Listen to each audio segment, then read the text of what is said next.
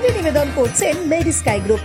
Happy Diwali, wishing you joy and prosperity from Medisky Hospital, Dankuni and Mohestala, Kamli Bardhaman, Delhi World Public School, Hubli, Medisky Nursing Institute, Gulmohar Garden, Chai Sky and Medisky Sports Academy.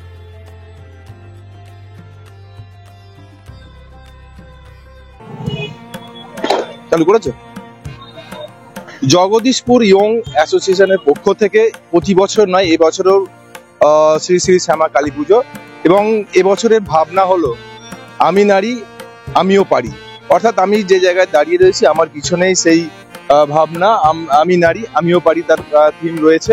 এবং এই যে Jagdishpur young অ্যাসোসিয়েশনের পক্ষ থেকে যারা সকল সদস্য তারা সকলেই দাঁড়িয়ে রয়েছে, দেখতে পাচ্ছি এই যে নারীর প্রতি যে শক্তি, আজকে নারী শক্তিকে সম্পূর্ণভাবে তুলে ধরেছে। কারণ বিভিন্ন জায়গায় যে নারীদের উপরে অত্যাচার হয় সেই ভাবনাটাকেই জগদীশপুর ইয়ং অ্যাসোসিয়েশনের পক্ষ থেকে তুলে ধরেছে। দেখতে পাচ্ছেন পুরো মণ্ডপটাকে সাজানো হয়েছে, বিভিন্ন ধরনের যারা নারী রয়েছে, মমতা ব্যানার্জি থেকে শুরু করে তোমার সিঙ্গার থেকে শুরু করে যাবতীয় যা নারীরা যারা বিশেষ বিশেষ কাজ করেছেন এবং যারা স্বীকৃতি দিয়েছেন যে আমিও নারী আমিও পারি, সেই পুরো মণ্ডপটাকে সাজিয়ে তোলা হয়েছে। আমি কথা বলবো যে এই বছরের যে ভাবনা আমি নারী আমিও পারি তাদের ক্লাবের কর্তৃপক্ষের সাথে কি বলবেন এই বছরের যে ভাবনা আমি নারী আমিও পারি। এই বছরের জগদীশপুর ইয়ং অ্যাসোসিয়েশনের নারী শক্তিকে আমরা তুলে ধরেছি। একটা নারী সবকিছু পারে, যে রাঁধে সে চুলো বাঁধে। তো 64তম বর্ষে আমাদের ভাবনায় প্রত্যেকটি নারী, শুধু নারী মানে সে গৃহকর্মে নিপুণ নয়, সেই নারীটা কর্মক্ষেত্রে বিভিন্ন কর্মক্ষেত্রে, সেটা রাজমিস্ত্রির কাজ হোক, সেটা প্রাইভেট কোম্পানির কাজ হোক, সেটা আইটি সেক্টরের কাজ হোক, সেই নারী আমাদের মাননীয় মুখ্যমন্ত্রী মমতা বন্দ্যোপাধ্যায় যেরকম নারী শক্তির একটা আদর্শ আমাদের কাছে, সেরকম সমস্ত দিক দিয়ে নারী শক্তির আমরা তুলে ধরেছি ইয়ং অ্যাসোসিয়েশনের এই 64তম ভাবনায়। কেন যে নারী প্রতি ভাবনা, কেন সমাজকে বার্তা দেয়া, নারী যে কতটা এগিয়ে সমাজের কাছে, তাই সেই ভাবনাটা আমরা তুলে ধরেছি ইয়ং অ্যাসোসিয়েশনের কাছে। আমার নাম শশাঙ্ক চক্রবর্তী, আমি সহ সম্পাদক জগদীশপুর ইয়ং অ্যাসোসিয়েশন। এবছরের ভাবনা আমি নারী আমিও পারি। তো এর কারণটি হলো, একসময় তো আমাদের পুরুষ শাসিত সমাজ ব্যবস্থা ছিল, এখনো কিছু কিছু পুরুষের কাছে আমাদের সমাজ, সেই সমস্ত পুরুষরা মনে করে যে পুরুষ শাসিতই সমাজ, কিন্তু নারীরা যে ধীরে ধীরে একটা একটা পদক্ষেপ করতে করতে তারা পুরুষদের থেকেও এগিয়ে গেছে, সেটা অনেক পুরুষ ভুলে গেছে। তাই কিছু নোংরা চরিত্রের পুরুষ আছে যারা আজও আমাদের সমাজের এই মাতৃশক্তিকে, আমাদের শুধু আমাদের বাংলা নয় ভারতবর্ষের বিভিন্ন প্রান্তে বিভিন্ন সময় আমরা দেখতে পাচ্ছি অসম্মানিত করছে, তাদের প্রতি অত্যাচার করছে। এই যে নারীদের প্রতি অত্যাচার, অসম্মান, এই দিকটাকে আমরা বন্ধ করতে চাই। তাদেরকে বার্তা দিতে চাই যে না, নারীরা যার পিছিয়ে নেই, নারীরা একধারে দেশ চালিয়েছে। আমরা ইন্দিরা গান্ধীকে দেখেছি প্রধানমন্ত্রী, দেশ চালিয়েছে। মমতা বন্দ্যোপাধ্যায় বাংলার অন্যতম মুখ্যমন্ত্রী, ভারতবর্ষের মধ্যে মহিলা মুখ্যমন্ত্রী মমতা বন্দ্যোপাধ্যায়, তিনি রাজ্য চালাচ্ছেন এবং বাংলার নারী শক্তিকে আরো উজ্জীবিত করছেন, পিছিয়ে নয়। এবং যারা মনে করে যে না, নারীরা পিছিয়ে, নারীদের প্রতি অত্যাচার করছে, নারীদের প্রতি অসম্মান জানাচ্ছে, তাদেরকে বার্তা দেওয়ার জন্য যে না, নারীরা সবকিছুই পারে।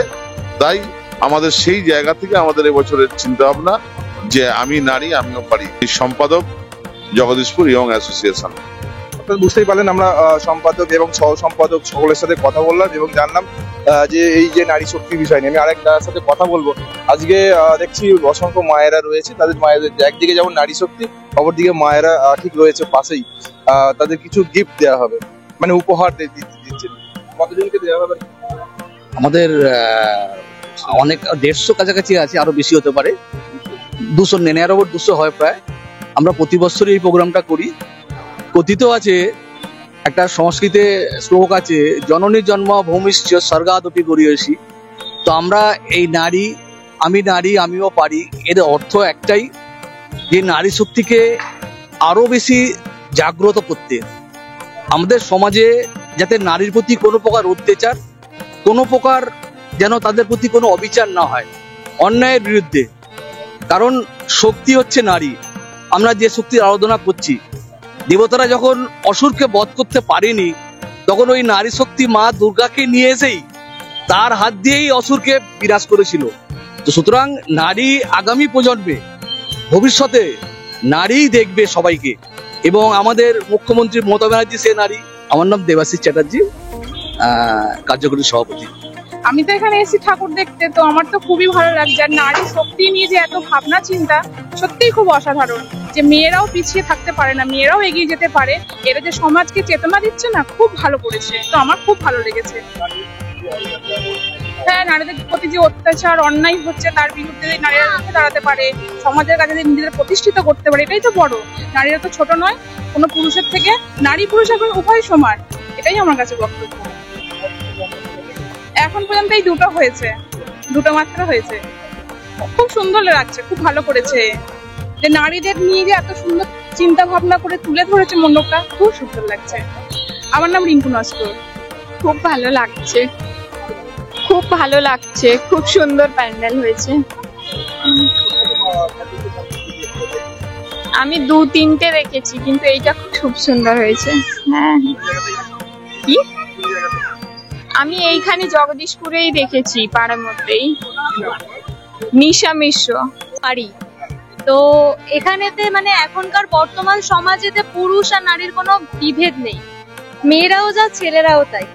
তো আমি মনে করি যে কোনো ফিল্ডের মেয়েদের সবসময় আগে এগিয়ে যাওয়া উচিত, কারণ মেয়েরা মাতৃশক্তির আরেকটা রূপ। তো মেয়েদের অবশ্যই উচিত যে সব জায়গায় এগিয়ে যাওয়া।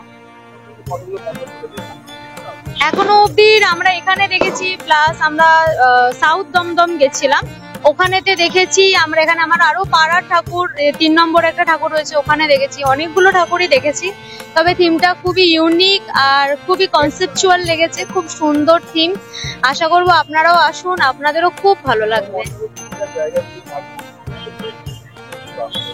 হ্যাঁ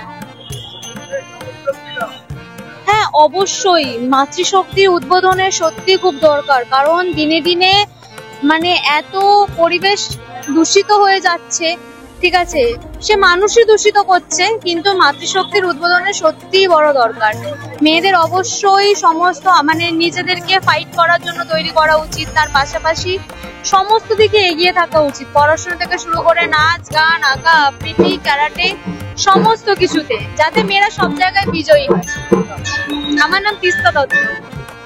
বুঝতেই পারলেন, আমরা ক্লাবের যে কর্তৃপক্ষ, সেক্রেটারি, সভাপতি এবং যে সদস্য সকলের সাথে কথা বললাম, যারা জানলাম যে আমি নারী আমরাও পারি, যারা জানাচ্ছেন। এবং তার পাশাপাশি দেখতে পাচ্ছি প্রায় 150 থেকে 200 জন রয়েছে। তাদের এই যে কালী পুজো, সেই কালী পুজোর উপলক্ষে তাদের বস্ত্র বিতরণ করবে এবং তাদের নতুন কিছু উপহার দেবে, কারণ এই উপহারটাই আশীর্বাদ রূপে নিতে চাইছেন এই জগদীশপুর ইয়ং অ্যাসোসিয়েশন ক্লাব কর্তৃপক্ষ। এ বিষয়ে আপনারা কি বলবেন অবশ্যই কমেন্ট করুন, কমেন্ট বক্সে। এই ধরনের খবর পেতে নজর রাখবেন ডিএনএন বাংলায়। ডিএনএন বাংলা, সবার মনে সবার ফোনে।